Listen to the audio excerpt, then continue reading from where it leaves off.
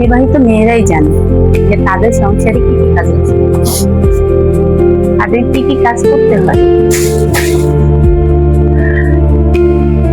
ছেলেরা ভাবে কি মেয়েরা সারাদিন বসে বসে শুধু খায় আর মোবাইল দেখে, তাদের আর কি কাজ সংসারে। কিন্তু মেয়েদের যে সারাদিন কাজ করতে করতে দিন যায়, সেটা কিন্তু ছেলেরা বুঝে না।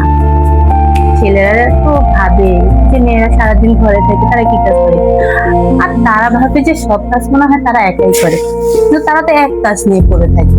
আর মেয়েরা যে কত কাজ করে তাদের তার আইডিয়াও নেই।